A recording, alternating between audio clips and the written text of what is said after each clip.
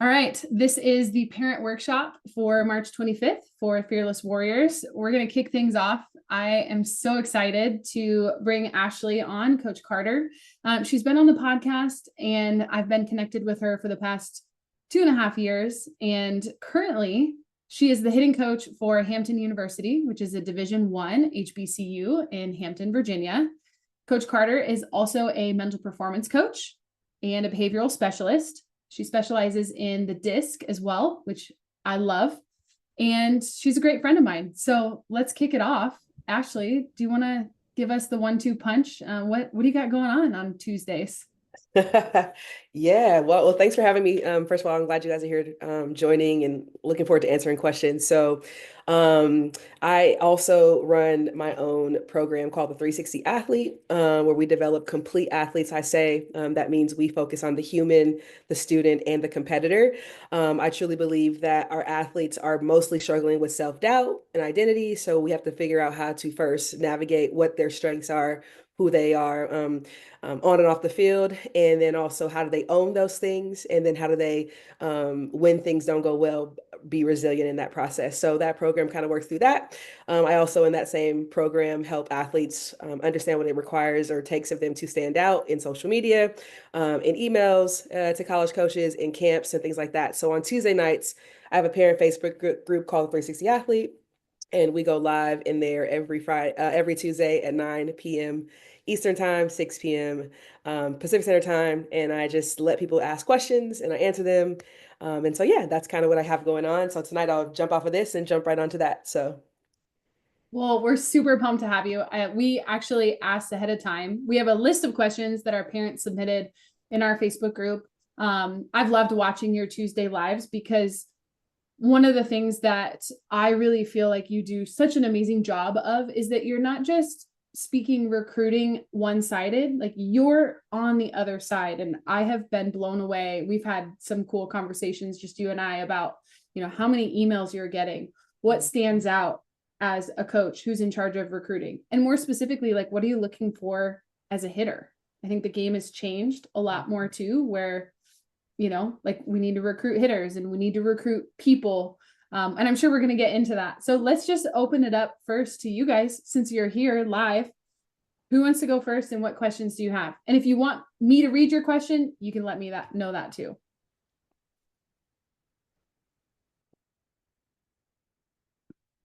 Let's go, Kelly. Let's fire them away. Okay. Thanks for being here, Coach Ashley. yeah.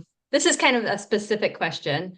My daughter is an 8th grader, so we're just, moving in. She's a 2029. So trying to be prepared. And I see a lot on social media. I see a lot of athletes who have recognition from different media groups and things like best pictures of class of 29, best, infielders. And I just wondered, is that something that college coaches take into consideration or look at? That's a really great question. First of all, I'm so happy that you didn't say that my daughter's not at that point yet of being recruited. So I'm so glad at 8th grade you said that she is in that part of starting to get stuff together. So first of all, kudos to y'all for that. I think there's two layers to that. I would say it does not hurt to be ranked and of some in some sort of recognized in some sort of capacity. I would say it doesn't weigh that heavy depending on the outlet, but also like at 8th grade, it doesn't weigh that heavy. I think it's more about if she is ranked and we go look at her, what is her video showing around her rank? And if she's not ranked still, when we go look at her social media, what is it showing about her skill level at that age? So I think like it can be a great help to push us to look at her, but I think at the same time it doesn't weigh as heavy as far as like, oh, we have to be on her. Let's put her on our list. Like it's more of a just a like, hey, a flashing light, like, oh, well, let's go see what that's talking about. Good question. Thank you. Yeah.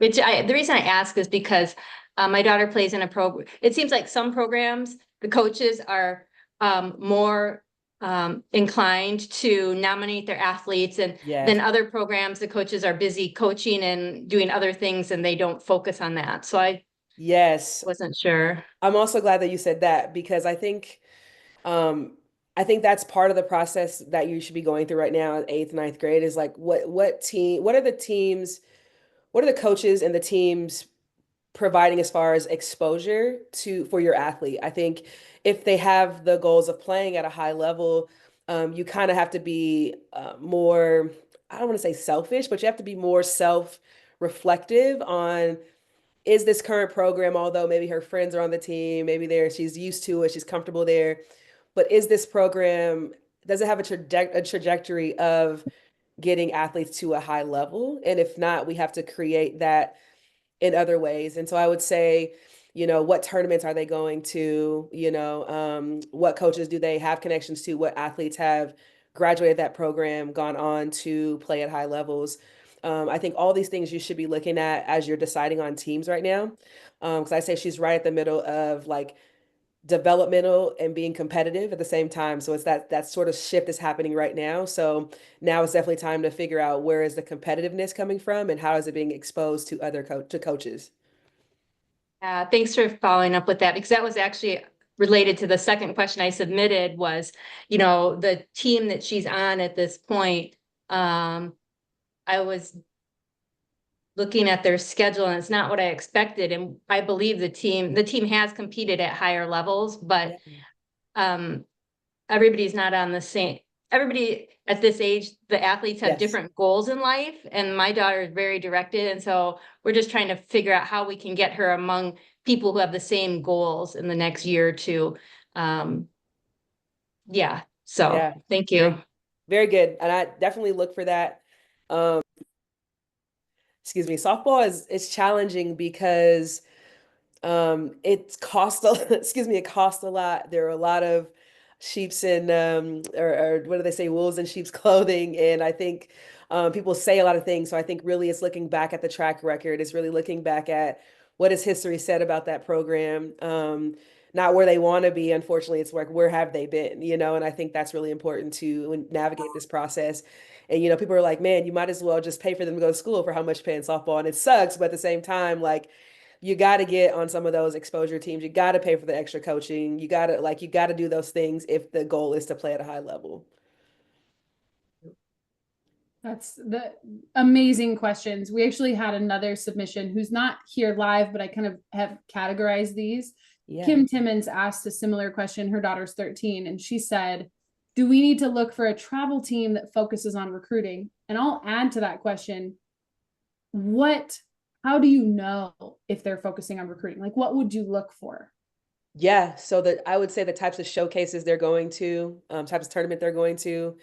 There are a lot of teams. I think at first, if a travel team is still figuring out the whole recruiting process, they're going to try to find uh, showcases that say showcases or college coaches will be there.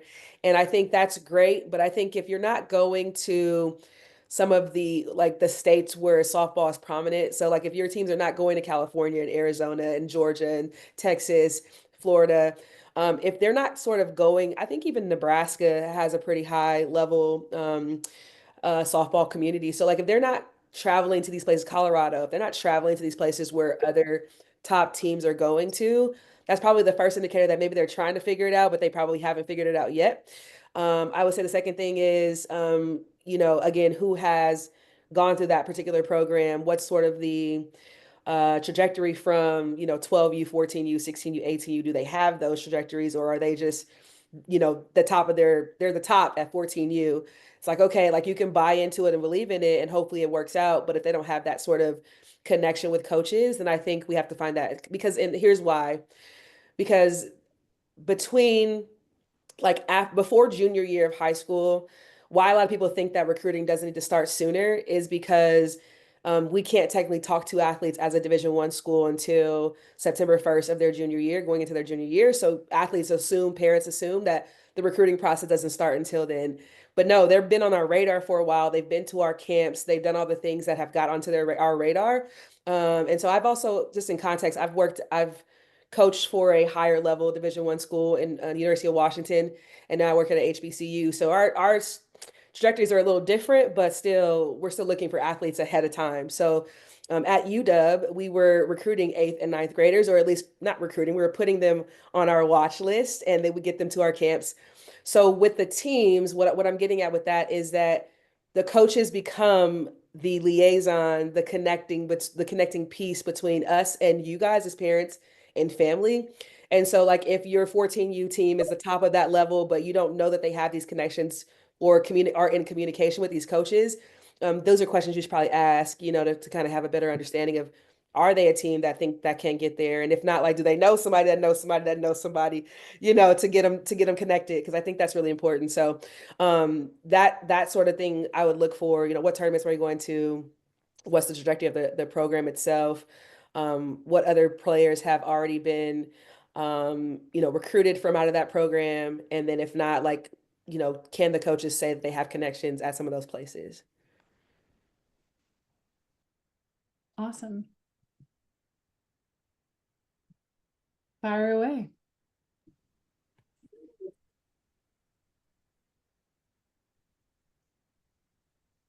That was really helpful to understand how that whole process works, because sometimes as parents, we don't really quite understand the whole travel, like if all travel ball is the same. I know it's not, but just how it all works together. And so that was really helpful how clear you were on that.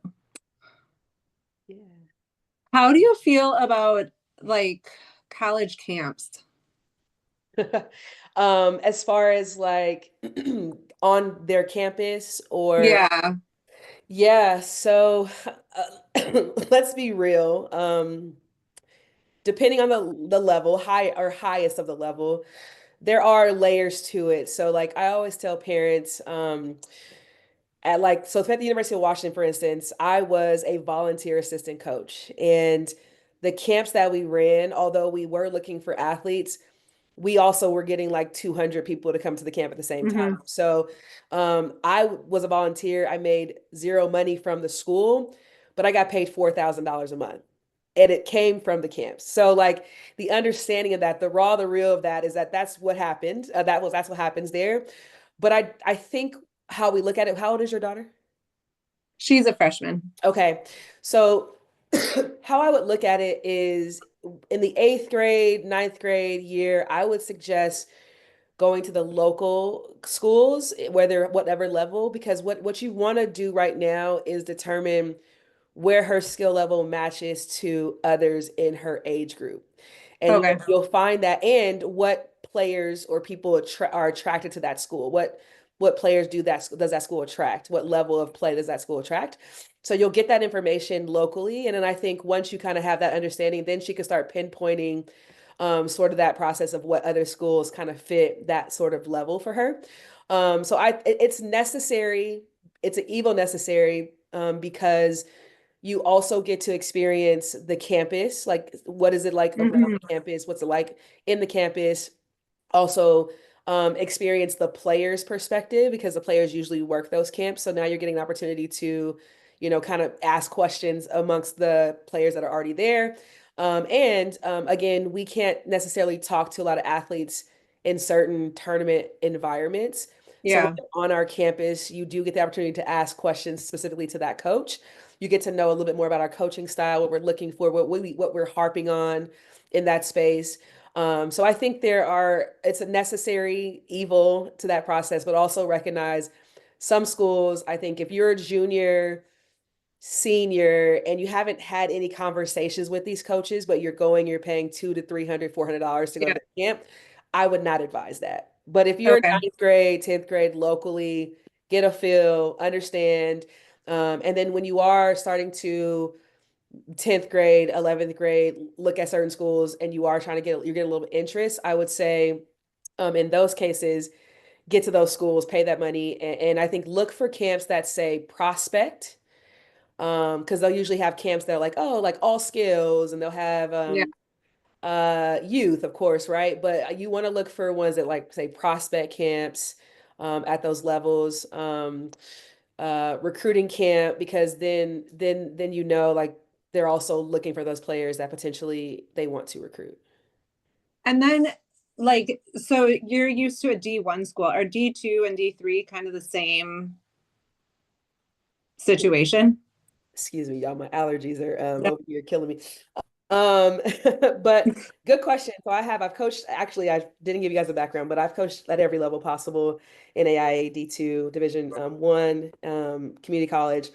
And so I would say D2, similar. I think it's just the timeline is different. So I would say definitely more open to sophomore, juniors for sure at the Division 2 level. D3, they're looking for, high academic athletes who probably have a little bit of money to pay for school because, or at least get high academics to get recruited for academic scholarships. So Okay. it wouldn't be as far as like cut off, don't go. And they also wouldn't charge you $400 to go to their camp either. They would probably be more realistic around 150, between 80 and 150, 180 at the most. So I think that's a little more reasonable to kind of cast your net in those Yeah. places as well, for sure.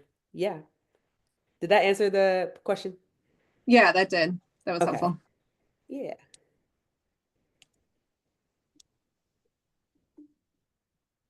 I love doing this, by the way. So like there's no questions that are Okay, I'll ask another question. off limits because I think I want to provide this for parents better. So Do you how many letters, like, do players send in letters of interest to schools?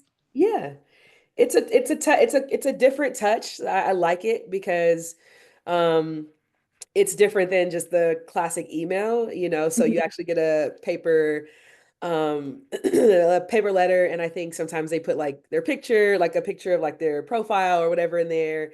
So yeah, I think those are always good touches. Yep, we do get those. Does that like help with recruiting? Does I that, mean, or do you kind of already have your list of players?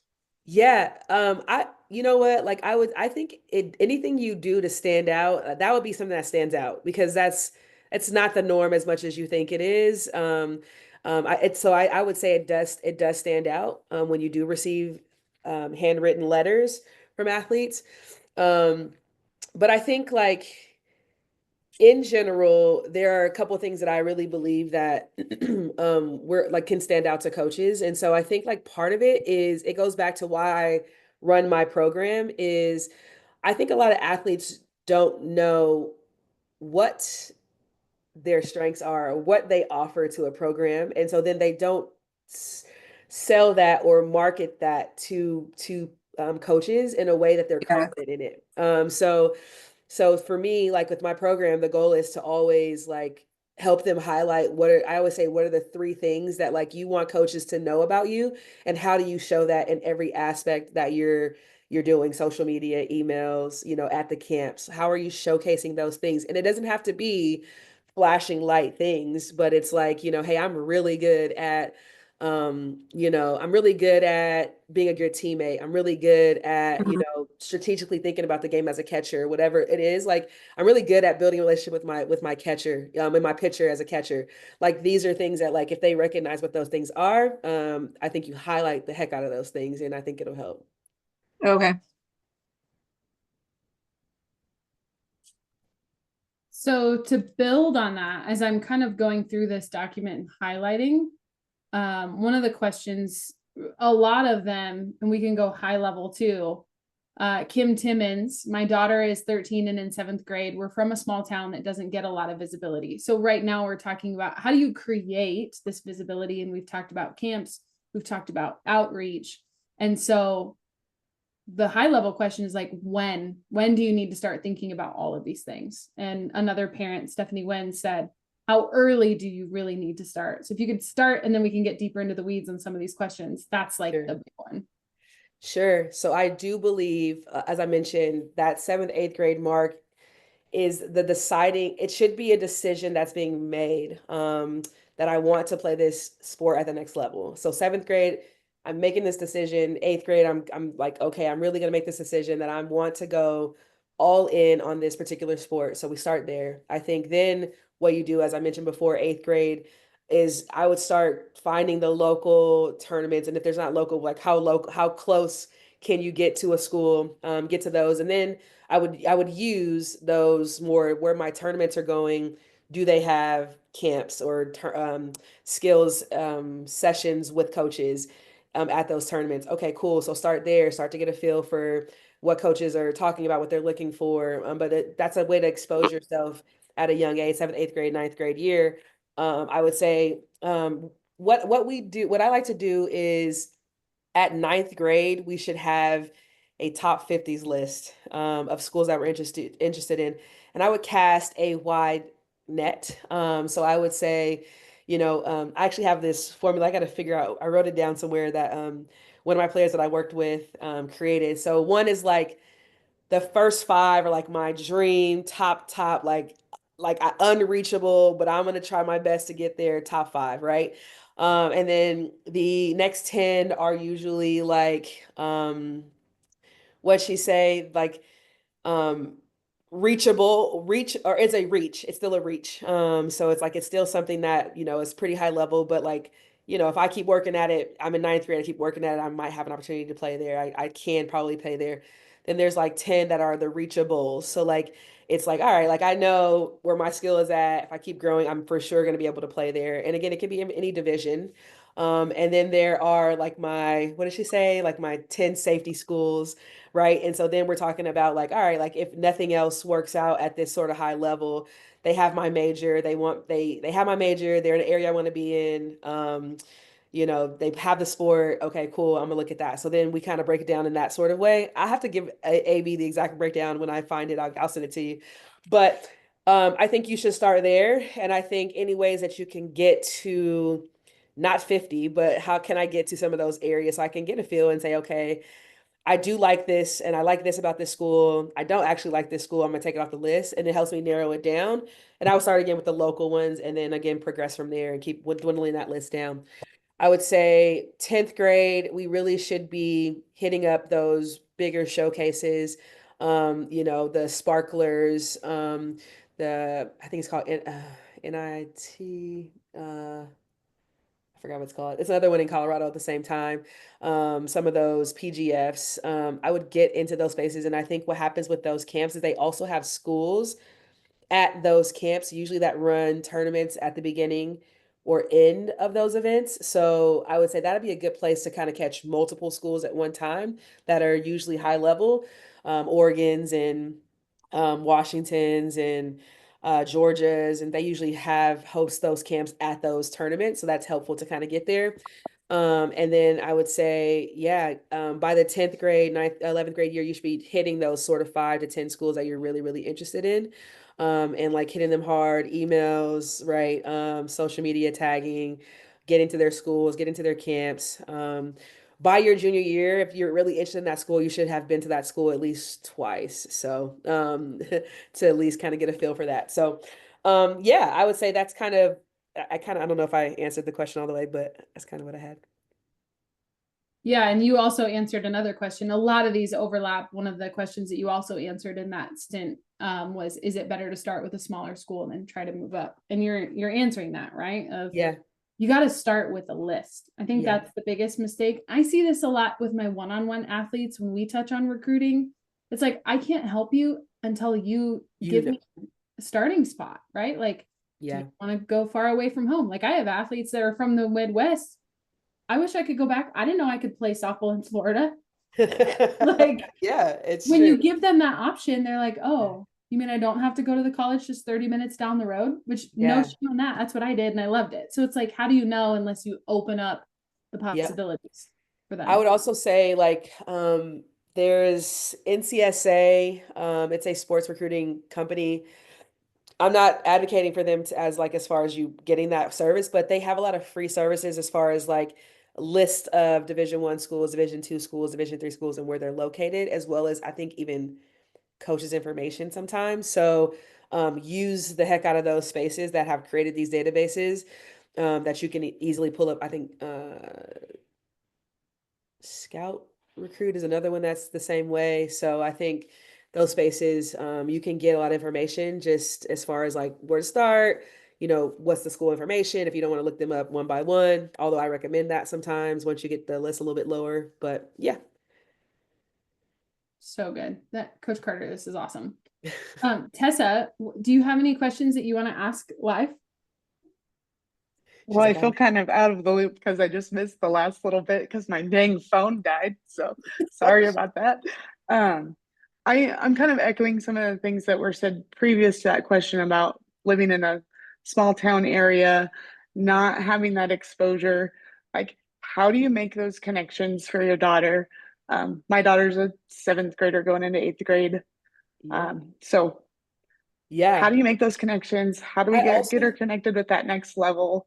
yeah, I also She's think doing so. I the Go ahead, sorry. um, USA softball tryout in Kansas City in Nice. April. So hopefully that will help.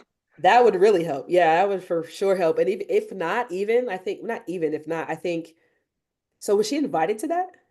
Yeah, she did Yeah. a tryout and qualified for the second Yeah. round. So So she's already on some people's databases, I'm sure, because of that. And so I think like when she's there, if she could.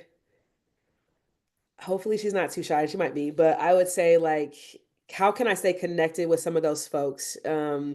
Whether it be like grab their email, and just be like, hey, like, if I'm going to this process, I'm from a small town. I would love to get some insight from you, as far as like what I should be doing. Even like they probably give them like they give them feedback if they get selected or not.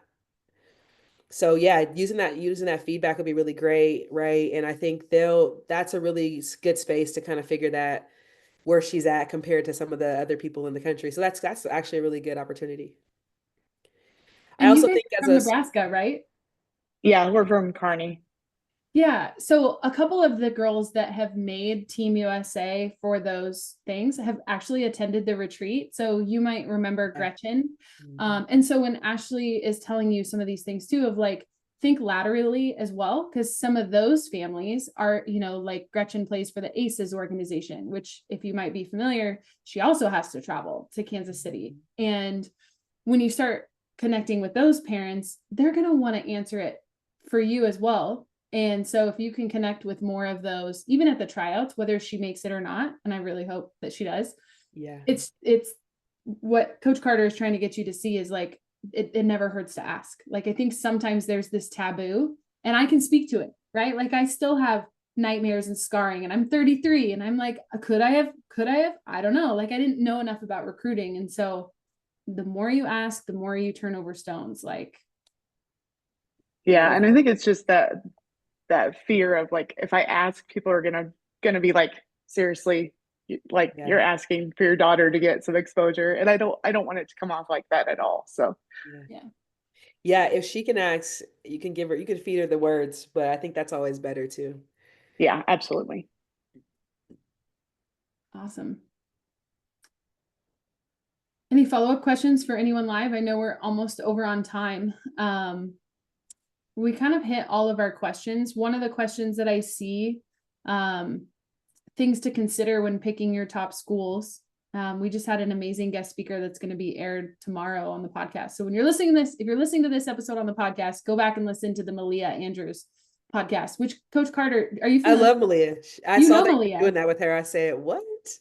Well, Malia so is awesome. Malia's mom coached Kara, who's on our team. So it's like the softball world is just like What? on my mind right now. I know. Wow. Yeah, her mom and I coached the 14U team in Washington together. No way. Okay. Yeah. This is too cool. I So actually knew Malia I saw Malia when she was like in eighth grade, and I was like, she's gonna be good. And she had the opportunity to play at a lot of different schools, but she chose Western Washington. I'm glad she did, because it's just a really good fit for her. They value her a lot, and she's just thriving there really well. that right there, things to consider when picking your top schools. Like just go listen to that podcast episode. Yeah. Here's one that will kind of like, this pulls on my heartstrings. What if she doesn't get recruited? Is there still a chance of her playing somewhere? Absolutely. Absolutely. I think one of the biggest things though is that we get stuck in this comparison cycle, because we see big schools, but there are so many schools out there.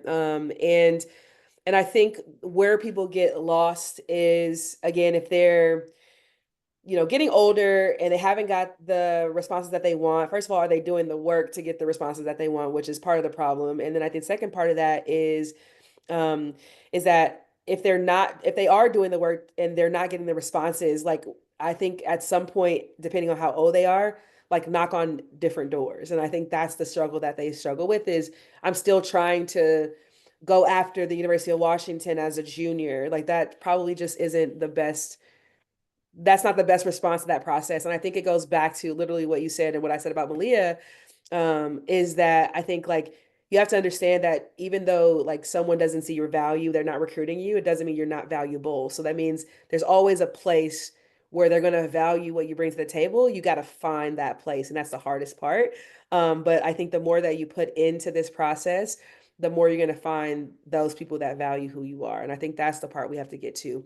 I would also say to this is that I think why I go back to what I said earlier about the three things that you want to demonstrate or showcase to coaches and not knowing what the three things are that I'm really good at, is I think about like I teach hitting. And so with hitting, I said there's four different types of batters. And as we talk through four different types of batters, we talk about what are their roles, right? And so if I am a contact hitter trying to be a power hitter and I'm measuring myself of a power hitter and I never succeed as a power hitter because I never hit home runs, I'm only hitting pop flies, then I'm gonna feel like I failed or I struggle because I am trying to measure myself based on something that I'm not. Versus if I went back to what is a contact hitter, someone who's gritty, who's going to get the ball, who's going to get the job done, who's going to hit behind runners, who's going to move runners, right? You might bunt sometimes, you might hit behind the runner sometimes, you might hit slow rollers, but they're going to be great. You might hit balls in the outfield, more on a line drive.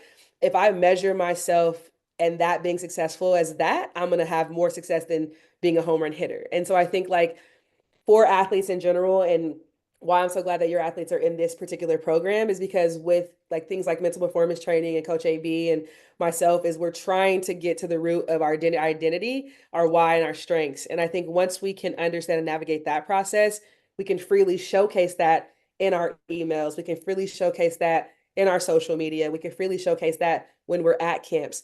And if they can lead with those things, that's going to put them in a much better space than again trying to be something that they're not. So I think that's important to this process as well. That just put like the most beautiful bow on this. We appreciate your time so much. And I have to call this out because you are humble and I know that you're just here to serve, but you also, this is your living and your impact on girls. And so you have this expertise. What is the best way that parents can work with you? I know right now you're doing social media audits, right? Are you still doing those? Yep. So you're offering those. We can have that link as well. If you want to book Ashley, she'll literally, and this has been so cool for me too, is she'll go to your daughter's recruiting profiles and give you real-time feedback. There's some great examples in her 360 athlete group as well for parents where you can literally see not only what she's looking at, but she's going to give you recommendations as well. I wish I would have had that. That would have been amazing. And then she also has her 360 athlete program and, one-on-one coaching as well. So we're all about elevating the field of mental performance. And I would bring in any recruiting expert, but truly like the fact that Ashley understands this from all levels as a mental performance coach, like I didn't want to just bring in someone that knew recruiting, like truly Ashley will care about your athlete as a whole person. And 360 athlete is exactly that. So it all clicks. Absolutely. Absolutely. Well, I appreciate y'all's time. And you have to answer some questions to join the parent group, but it's there, 360 Athlete on Facebook group, on Facebook, the 360 Athlete. And what it does is we every Tuesday go live. I always post in there different things that I see. I do audit social media spaces, and then I just post it in there so people can kind of see what I'm looking at or what I see about those social media profiles and things like that. So check it out. Amazing. Well, I will get that in our Fearless Warrior portal for you guys as members. You guys will have access to all those links. You don't have to wait. When the replay comes out, we'll make sure that we get those. And if you're listening to this on the podcast, check the show notes. Awesome. Thank you so much.